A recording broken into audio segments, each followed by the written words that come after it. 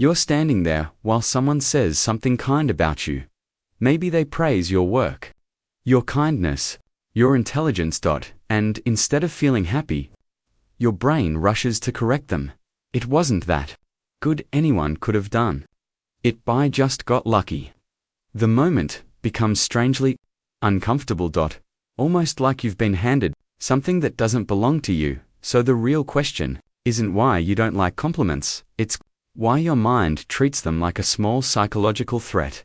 Most people assume this reaction means low confidence, but the experience is more specific than that. When someone compliments you, there's often a split second of tension. Your chest tightens. Your mind searches for reasons. The compliment is exaggerated. You replay what actually happened and mentally shrink it. The praise floats in the air, and you instinctively push it away. Over time, this changes how you see yourself. You begin to distrust positive feedback. You assume people are just being polite, or that they don't really see the real version of you. In relationships, this creates a quiet distance. People offer appreciation, but it never quite lands. And slowly, the story inside your head becomes stronger than the evidence outside it. But here's the surprising part. Your brain might not be rejecting compliments because it hates you. It might be rejecting them because it's trying to protect your identity.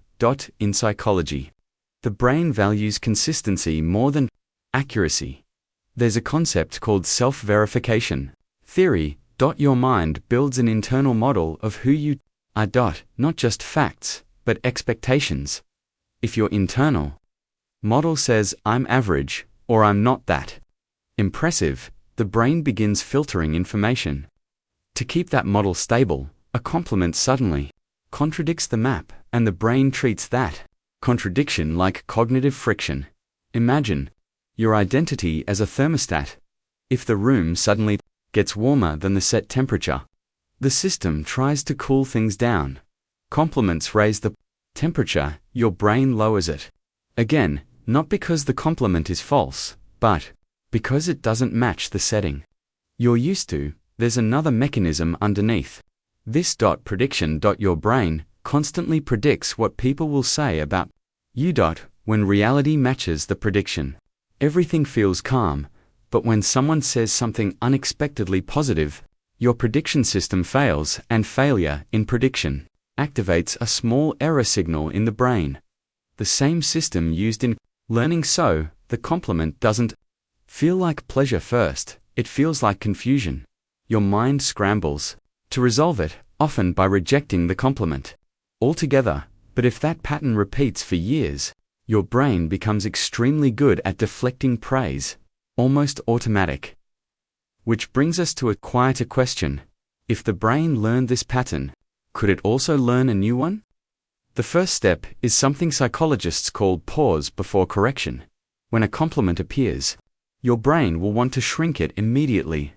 Instead, wait 2 seconds. Don't argue with it, just let it exist. This works because emotional reactions calm quickly when the brain isn't allowed to perform its usual defensive script.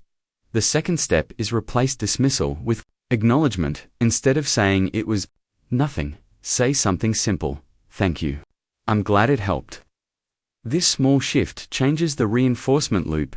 Your brain begins associating compliments with calm social connection rather than identity threat.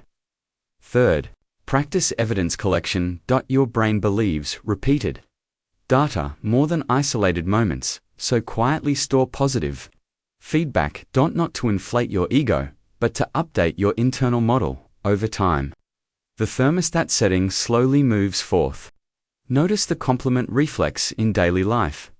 The moment you hear praise, observe the voice that tries to reject it, not with judgment, just curiosity.